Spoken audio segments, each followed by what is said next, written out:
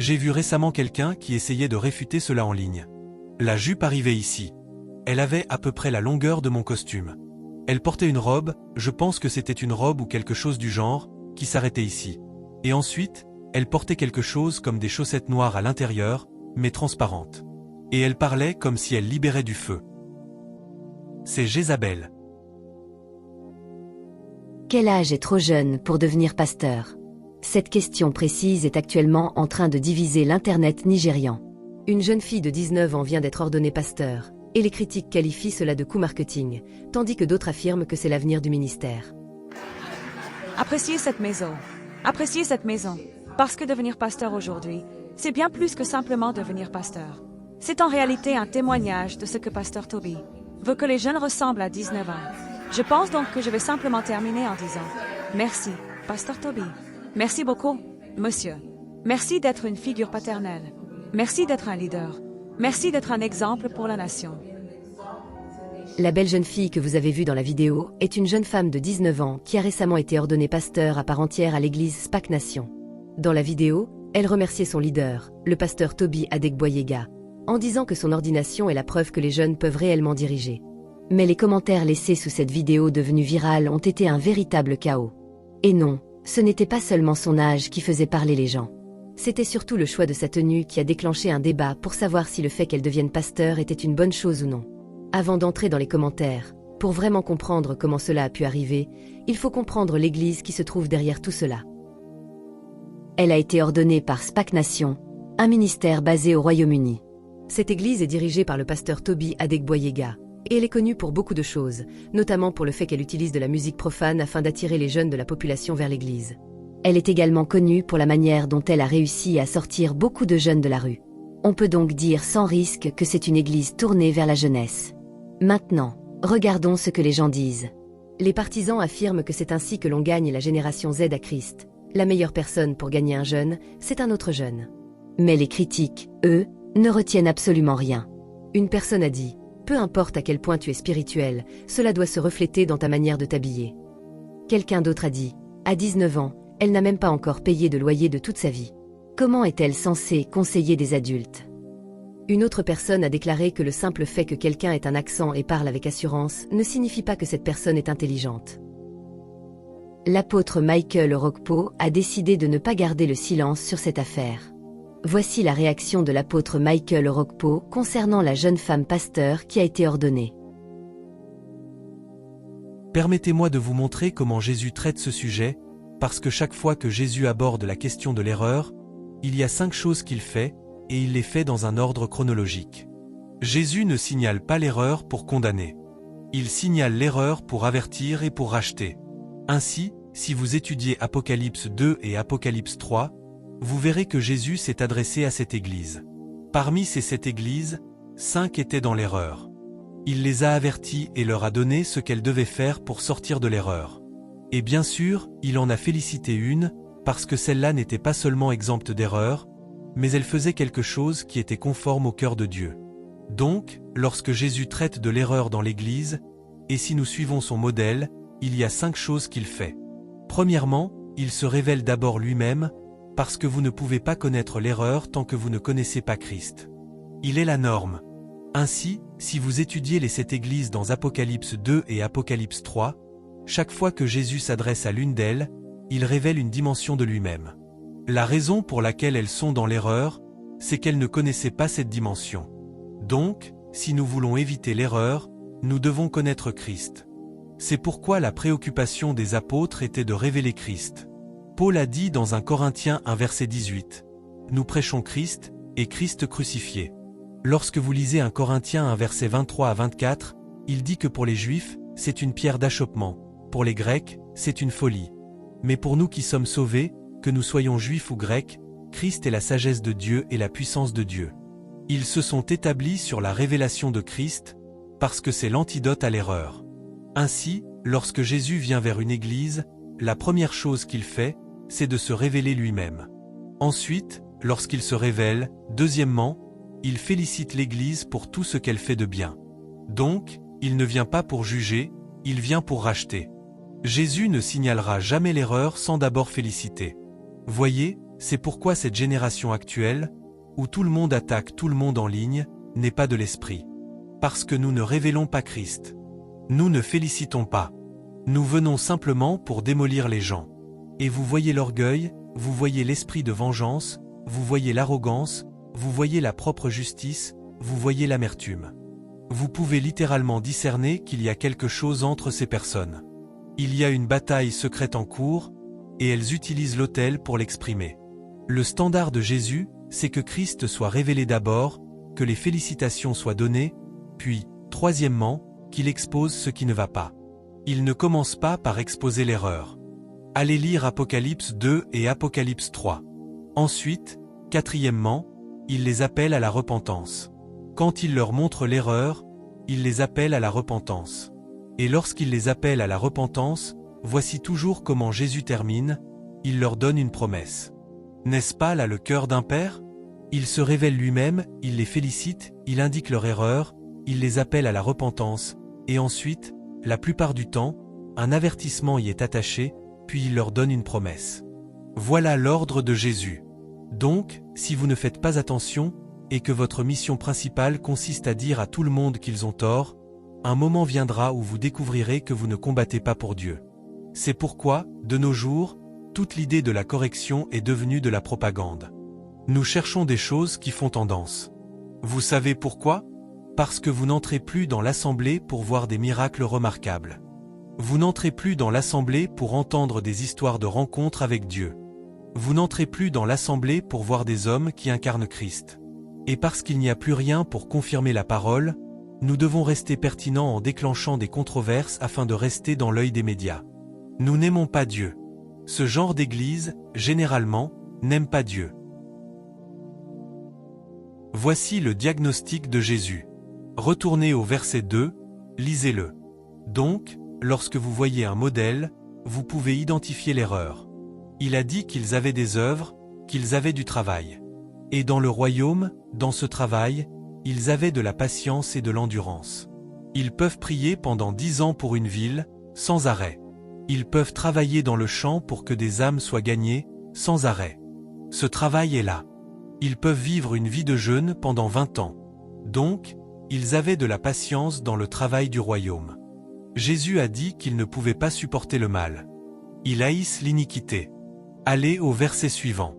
Toutefois, j'ai quelque chose contre toi, parce que tu laisses cette femme Jézabel, qui se dit prophétesse, enseigner et séduire mes serviteurs, pour qu'ils commettent la fornication et qu'ils mangent des viandes sacrifiées aux idoles.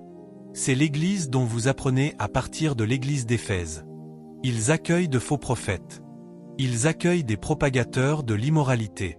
Alors, vous arrivez dans certaines églises, et les gens s'habillent presque nus. Nus, et ils disent que c'est la beauté. Pourtant, j'ai dit que lorsque Dieu a recommandé le vêtement, il a dit que c'était pour la beauté et pour la gloire.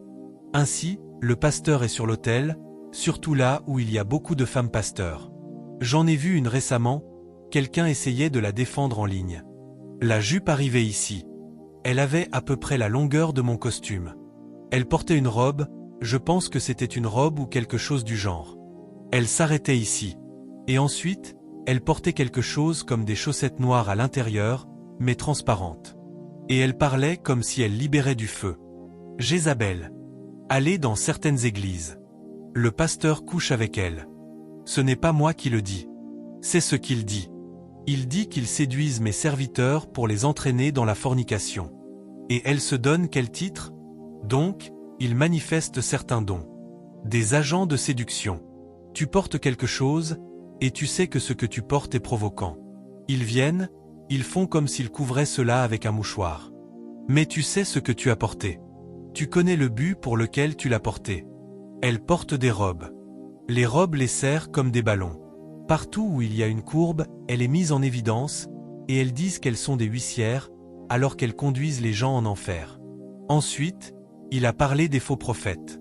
Ils viennent à l'église, et dès qu'ils prophétisent et que la puissance de Dieu est en mouvement, ils disent « Apportez 10 000 $, apportez 1 000 $, apportez 100 $. C'est un mensonge. Ils font commerce du don de Dieu. Ils prophétisent pour le gain. Ce sont des menteurs.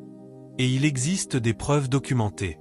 Nous sommes dans un monde méchant où les gens pointent un doigt accusateur. Ce n'est pas de cela que je parle. Ceux-ci sont faux. Tous les indicateurs le montrent. Toutes les indications le montrent. Mais il a dit que cette église, c'est là qu'ils se rassemblent. N'avez-vous pas vu certaines églises où lorsqu'elles organisent un programme, elles publient une affiche, et il y a 5 personnes sur l'affiche. Vous savez que 4 d'entre elles sont des loups. C'est comme si c'était là qu'ils se rassemblaient. Un ministre m'a invité l'autre jour à prêcher, un ministre âgé, et je priais à ce sujet. Puis j'en ai parlé à quelqu'un en disant que telle personne m'avait invité, et on m'a dit « Non, non, non ». Il a dit « Tous les faux prophètes, c'est leur quartier général. Quand ils se rassemblent, savez-vous de quoi ils parlent? Des femmes et de l'argent. Dieu peut te conduire vers quelqu'un pour convertir cette personne. Non, je sais qu'il y a des traitements personnels de Dieu. Ce n'est pas ce dont je parle. Je parle du moment où l'Église devient une caverne de voleurs. Même eux savent que ce qu'ils disent vient de la divination. Et certains n'ont même pas la capacité de voir quoi que ce soit. Tout est arrangé afin qu'ils puissent attirer des femmes crédules dans leur lit et pousser des personnes crédules à vider leurs poches. Et l'argent ne va pas au royaume. La chose suivante que vous voyez, c'est qu'ils voyagent partout dans le monde et vivent des styles de vie flamboyants. Jésus a dit, « J'ai quelque chose contre cela. » Verset suivant. Je lui ai donné du temps pour se repentir de sa fornication, et elle ne s'est pas repentie. Pour celle-là, le jugement est déjà passé. Je lui ai donné du temps. Elle ne s'est pas repentie. Verset suivant. Voici, je vais la jeter sur un lit, et ceux qui commettent adultère avec elle dans une grande tribulation, à moins qu'ils ne se repentent de leurs œuvres. Dieu leur a encore donné une seconde chance. Il dit, et je frapperai de mort ses enfants. Et toutes les églises sauront que je suis celui qui sonde les reins et les cœurs, et je rendrai à chacun de vous selon vos œuvres. Verset suivant. Mais à vous, je dis, et aux autres qui sont à Thyatire, à tous ceux qui n'ont pas cette doctrine et qui n'ont pas connu les profondeurs de Satan. 1. Mon Dieu, les profondeurs. Et certaines personnes sont plongées profondément. Oh, Satan a des profondeurs. Voyez-vous pourquoi certaines personnes pensent qu'elles vont pécher pendant une semaine et revenir ensuite, puis elles plongent dans ces profondeurs et ne peuvent plus se relever? Les profondeurs sont profondes, comme ils le disent. Je ne mettrai sur vous aucun autre fardeau. Aucun autre fardeau. Verset suivant. Seulement, ce que vous avez déjà, retenez-le fermement jusqu'à ce que je vienne. Retenez fermement. Et celui qui vaincra et qui gardera mes œuvres jusqu'à la fin, à celui-là. Voyez-vous le fondement de l'erreur dans l'Église? Ce dont Jésus traite ici, ce ne sont pas seulement des erreurs. C'est l'endroit d'où toutes les erreurs proviennent. Le fondement de l'erreur va du manque d'amour pour Dieu à l'orgueil dans ses œuvres et dans ses opérations dans l'esprit, jusqu'à l'acceptation de l'immoralité et de l'idolâtrie à cause du gain.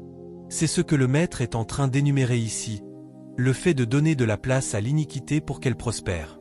Toutes ces choses sont les fondements de l'erreur dans l'Église. Ainsi, toute erreur que vous trouvez peut être rattachée à l'un ou deux de ces fondements. Soit la personne a vu le mal et n'a pas pu parler, soit elle n'aime plus Dieu, soit, à cause du gain, elle permet l'idolâtrie et la fornication.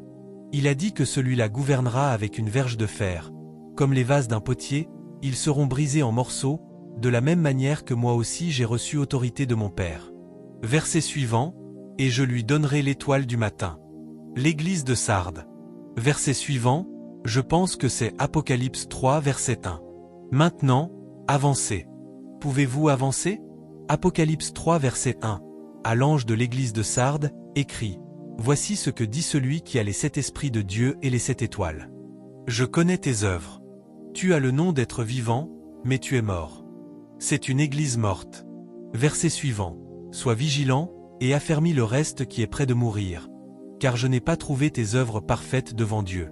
Souviens-toi donc de la manière dont tu as reçu et entendu, retiens fermement, et repens-toi.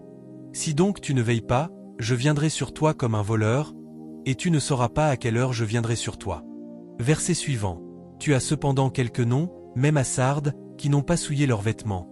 Ils marcheront avec moi en vêtements blancs, parce qu'ils en sont dignes. Celui qui vaincra. » Maintenant, remarquez que cette Église est une Église morte.